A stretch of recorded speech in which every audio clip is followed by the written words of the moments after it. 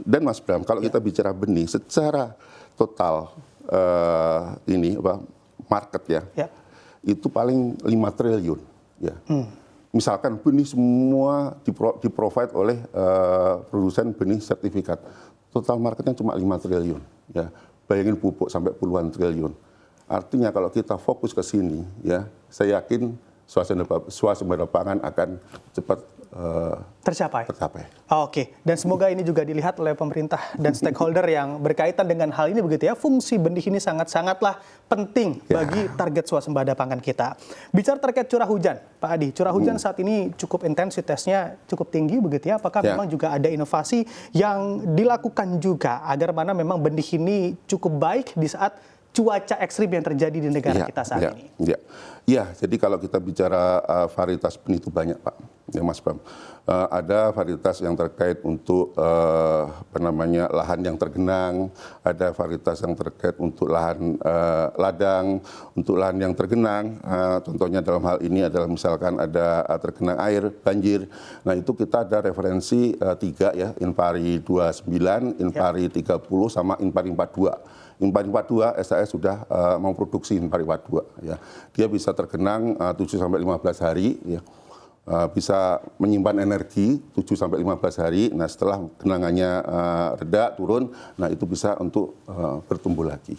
Oke, jadi tidak masalah sebetulnya dengan curah hujan yang tinggi ini terhadap kualitas beras nantinya dengan benih yang juga sudah ada saat ini. Makanya sebenarnya fungsi diseminasi, fungsi bagaimana penyuluhan, bagaimana komunikasi dengan petani, nah itu sangat penting di kita ini. Oke, dengan fokus swasembada pangan ini adakah peningkatan yang Anda sebutkan tadi, faktor ada penyuluh, ada penggunaan benih yang ini, ada peningkatan atau tidak dari kacamata Anda, Pak Adi? Ya, kalau dari saya ya alhamdulillah sekarang semua orang dengan komando Pak Prabowo, Pak Menko Pangan, semuanya serentak kita fokus di swasembada pangan dan fokus juga di produksi.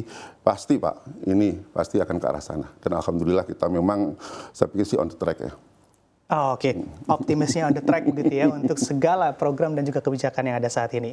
Kalau kita bicara terkait target jangka pendek dari Sang Hyang Sari, mungkin di tahun ini atau bahkan di tahun depan, apa yang bisa dilakukan dari Sang Hyang Sari mendukung program pemerintah? Ya, jadi kita sudah mendapatkan alokasi 33.000 ton untuk benih sertifikat yang akan kita provide ke Kementan, pasar pemerintah.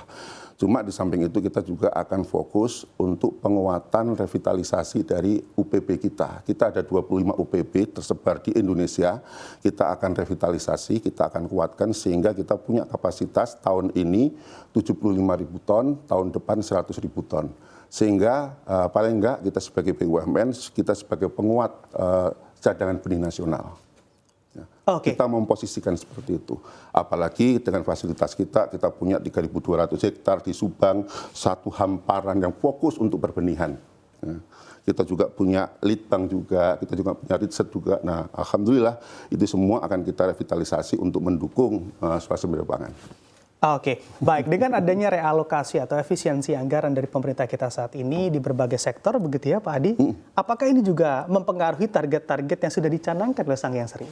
Iya, yang pasti sebenarnya kan kita ada 3 market seperti yang tadi bilang ya. Jadi kita ada market pemerintah, kemudian kita ada market free market, kemudian kita juga ada market untuk para produsen swasta ya.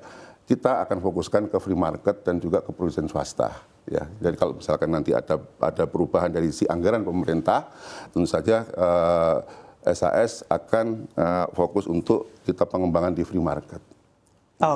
Oke, baik. Berarti tidak ada pengaruhnya ke arah sana begitu Pak Adi ya? Oke, baik. Dalam menjangkau daerah-daerah terpencil, distribusi benih yang juga cukup jauh untuk penyampaian logistiknya dalam hal ini, apakah memang ada strategi tersendiri dalam menjaga benih dalam proses pendistribusian logistik benih, Pak Adi? Oke, jadi kalau kita udah punya standar ya, termasuk standar benih itu disimpan di kita, itu kadar air kita 11%. Itu lebih bagus daripada kadar air yang menjadi standar rujukan untuk dari Kementan itu 13%. Kita maintain di angka lebih rendah 11% kadar airnya, sehingga lebih kering kita. Yang kedua dari sisi packaging untuk kita, itu kita pakainya nilon bahannya, bukan PE, lebih kokoh sehingga. Terus yang ketiga, kita bicara mengenai gudang transit kita jaga kelembapannya, kita jaga di 68%, kemudian dari sisi suhu kita jaga di 27 derajat. Nah itu selama ini yang kita lakukan seperti itu. Ya. Oke, baik. Bisa di samping mungkin juga dari sisi armadanya ya, armada kita pastikan bahwa itu bak tertutup, kemudian armadanya memang itu untuk angkutan pangan, sehingga nggak bisa misalkan untuk yang angkutan untuk material atau apapun dipakai untuk benih, nggak bisa. Oke, jadi memang kualitas tetap terjaga. Harus terjaga. Benih hingga di tempat, begitu ya, tempat tujuan dalam hal ini. Oke, baik. Kalau kita bicara juga terkait dukungan pemerintah pusat, apa yang dibutuhkan oleh Sang Hyang Sri dari dukungan yang juga kita lihat begitu ya, dicita-citakan oleh Sang Hyang Sri, dibutuhkan oleh Sang Hyang Sri dari pemerintah pusat. Ya. Jadi mengingat bahwa fasilitas dan juga infrastruktur yang sekarang kita ada dan juga ekspertis yang sekarang kita punya ya, dan bahwa memang kita pionir dalam hal perbenihan ya kan, dan kita harus bisa memanfaatkan 3.200 hektar untuk pusat perbenihan nasional. Ini kan sebenarnya sesuatu yang harus kita manfaatkan bersama, ini aset negara, aset BUMN ya. Jadi apa yang kita harapkan dari Kementan dalam hal ini tentu saja kalau memang ada porsi penugasan untuk SHS ya. Jadi supaya apa? Supaya memang ketersediaan bahwa kita sebagai penguatan benih, cadangan benih itu bisa kita lakukan dan memanfaatkan utilisasi dari infrastruktur kita. Terus yang kedua tentu saja terkait dengan benih sumber, karena benih sumber ini sekarang ini masih kita membutuhkan benih sumber dari Kementan. Kalau memang kita ada wewenang dikasih untuk membudidayakan benih sumber, kita siap untuk itu. Oke, ada dua pesan begitu yang ditujukan oleh Kementerian Pertanian dalam hal ini, semoga juga direspon dan juga ditanggapi terkait bagaimana kita bersama-sama untuk mencapai swasembada pangan yang kita cita-citakan. Terima kasih Pak Adi Cahyono Nugroho selaku Direktur Utama Sang Hyang Sri atas diskusi menariknya di pagi hari ini. Tentunya sukses dan sehat selalu untuk Anda Pak Adi. Amin, makasih.